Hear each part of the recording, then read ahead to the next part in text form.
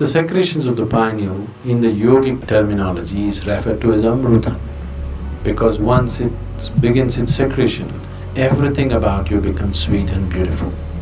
It is not the sexuality which limits it, but it's the excessive identity with the physicality which limits it. If you make it too big, you will become perverted in your head. If you try to obliterate it, you will become even more perverted in your mind.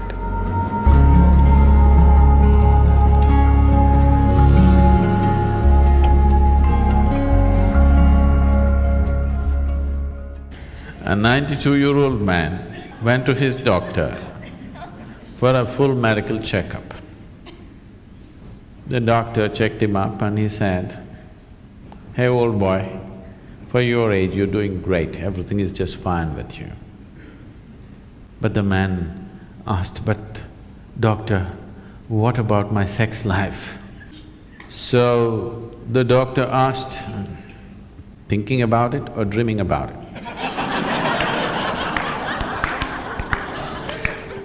The more you try not to think about something, the more you will think about it. This is the nature of the mind. So there are many reasons why one indulges in sex. For some, it is just pleasure. For some, it is a way of building this bond and companionship. Otherwise, people feel they're going away from each other.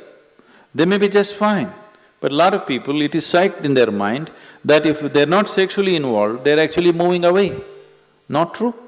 You can be very close to somebody and need not be involved in any physical manner, isn't it? But societies are psyching, especially in this part of the world, people are hugely psyched. If there is no sexuality, you don't really have a relationship. In fact, the word relationship, it took me some time to understand, that here, if you say a relationship, you're supposed to understand it's sex-based relationship. Nothing else is a relationship. If I can have a very strong relationship with you and not be concerned about your body, isn't it? I may not be drawn to your body in any way, but I can have a very powerful relationship with you.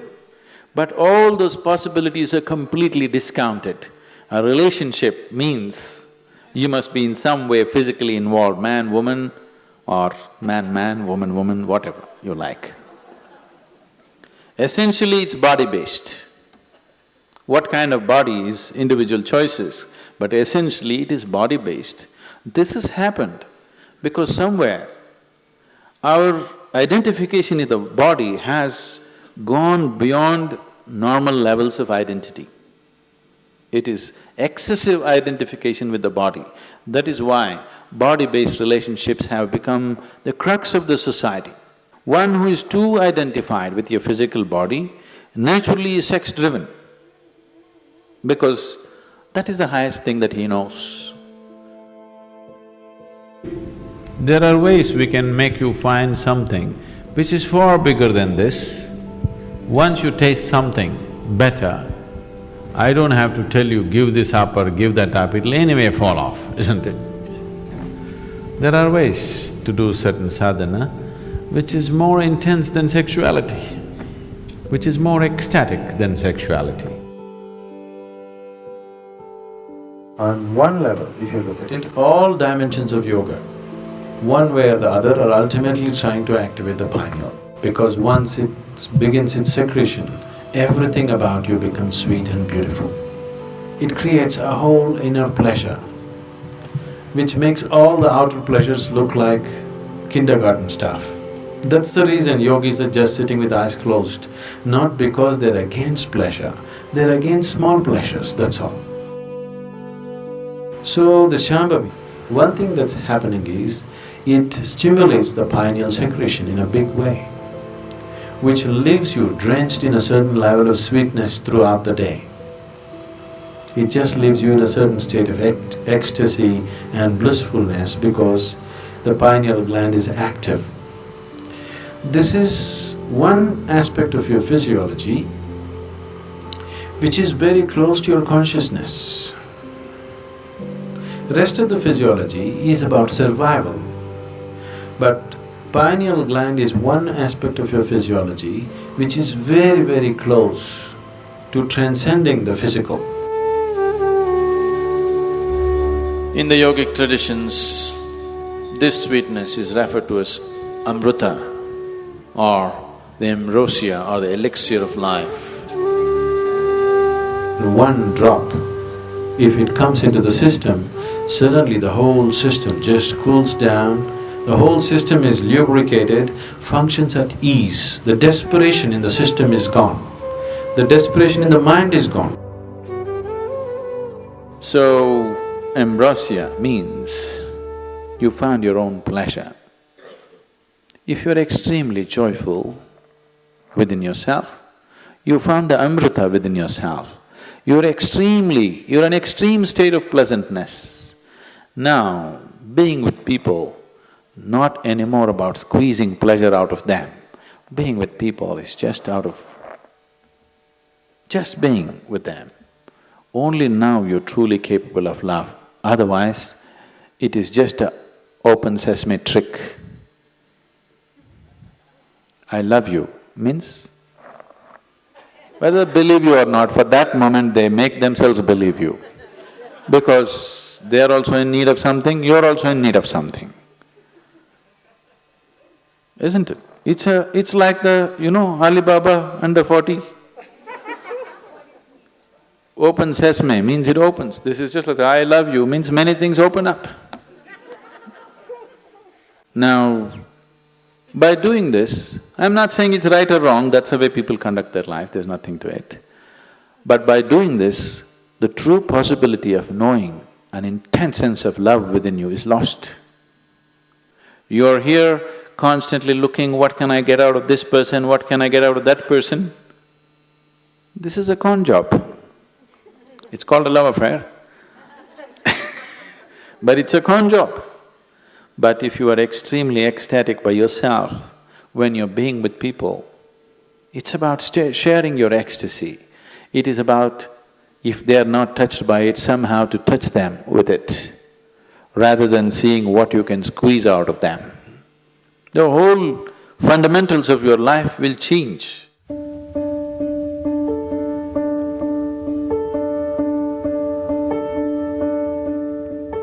Yes and no, in the sense, it is not the sexuality which limits it, but it's the excessive identity with the physicality which limits it.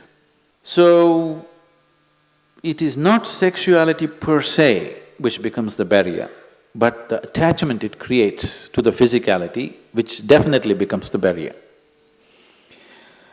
This question is coming from a certain amount of bits and pieces, the gossip that you have heard about how you could assimilate your own semen and raise it up to your higher possibility. Yes, it is true. At the same time, it is not because of abstinence that one does it, it is because of internalizing your energies that you do it. It is not simply that somebody is abstaining from sex and suddenly his energies are all organized and it's going up. It's not true. If your energies get organized and begin to move up, the need for sexuality may evaporate for you, but it doesn't leave you incapable. It doesn't leave you impotent, but the need is gone. It is just no more a compulsive thing. And it is not just this one thing, all compulsiveness is lost. Essentially, most of the sexuality that's happening on the planet is happening because of a certain compulsiveness, isn't it? It's a compulsive drive. When you become conscious, when all compulsiveness disappears, this also disappears. It is just that because people are so body-oriented, they're always thinking spirituality versus sexuality. They are not connected. They are not connected. One is of the body, another is of a different dimension. It is simply because people are because religions of the world, moral schools and the ethical schools have been always speaking against it, it has become such a big issue in people's minds. They think the only way to know something beyond is, you must be away from this. Because somewhere you're not able to accept the simple biology of a human being, which is the tragedy, that you cannot accept the simple biology. You either have to celebrate it or you have to push it down the drain. Both are not needed. You can look at it for the limitation that it is and for the possibility that it is. So, if because of the impurity of sex, your spirituality is going to get disturbed, I want you to know that your very birth is impure. When you come from such an impure birth, where is the possibility for you? There is no possibility for you. Only if you fell from somewhere else, if the stoke dropped you, there is some possibility of you becoming spiritual. If your mother had a normal birth, you have no possibility.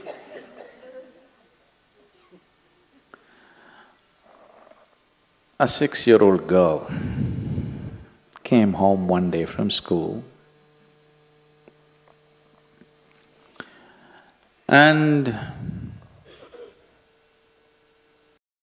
asked, "Mama, how was I born?" The mother was embarrassed. She said, "A stoke dropped you." She said, "Okay." She noted down, "Mama, how were you born?" "A stoke dropped me too." "Mama, how was grandmama born?" "A stoke dropped her too." Then the girl became serious and she went down and sat down and started writing something in her homework. Then the mother was feeling uncomfortable, she finished her cooking and then the girl had finished her homework and left the book there, she went and read. So the essay was about the family tree. So the girl had written, "For 3 generations in my family, nobody had a natural birth."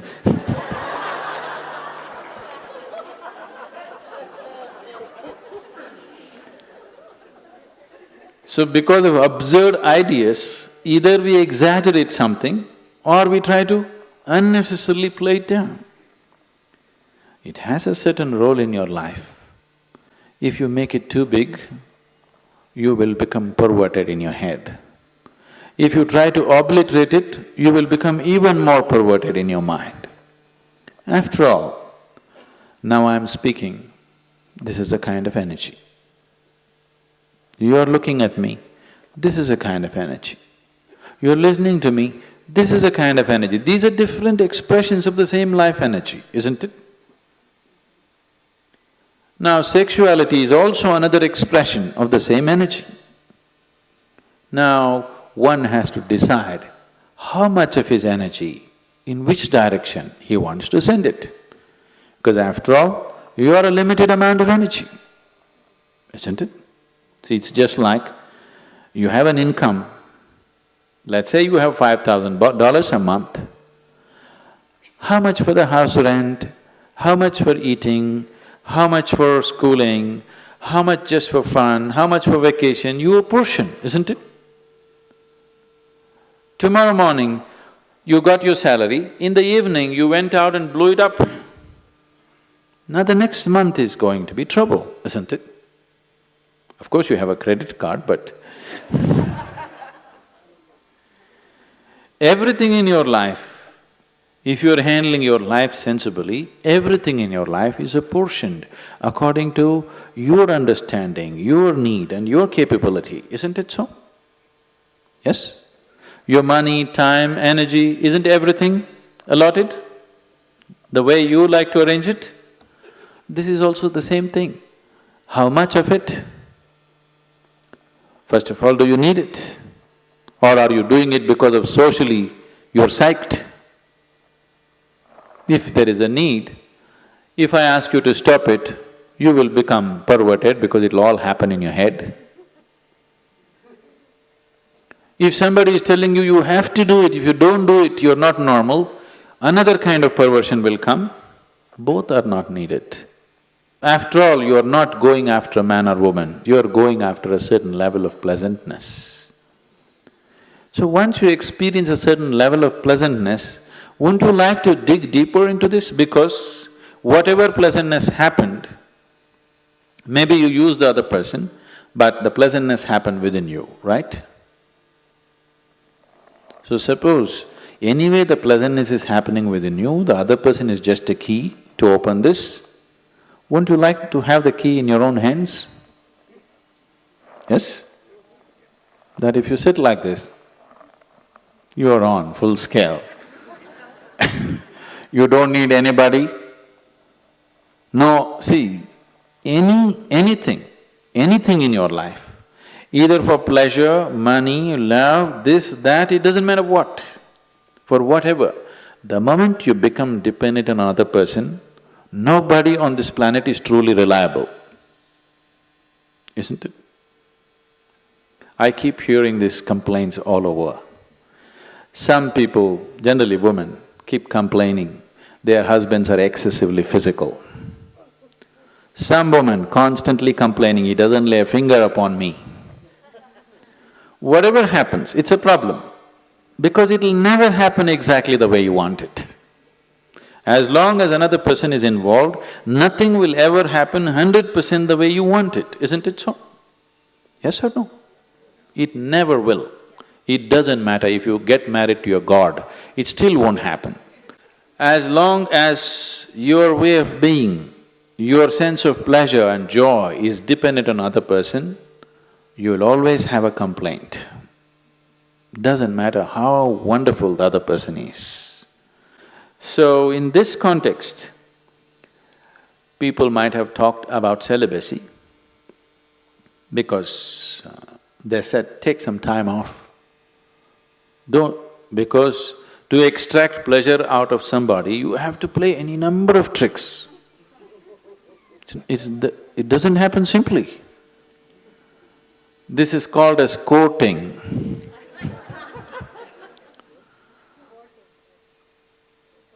Once you go to the court, the judgment day will come.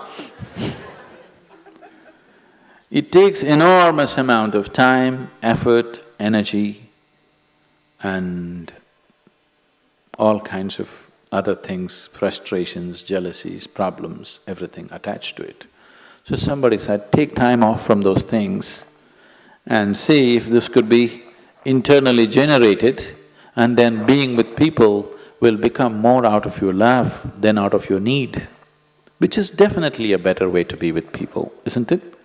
It is definitely a better way of honoring another human being, isn't it so? Give this a little more attention. Instead of paying attention to that one and that one and that one, give this one a little more attention. It will produce much more pleasure than any other one can produce for you.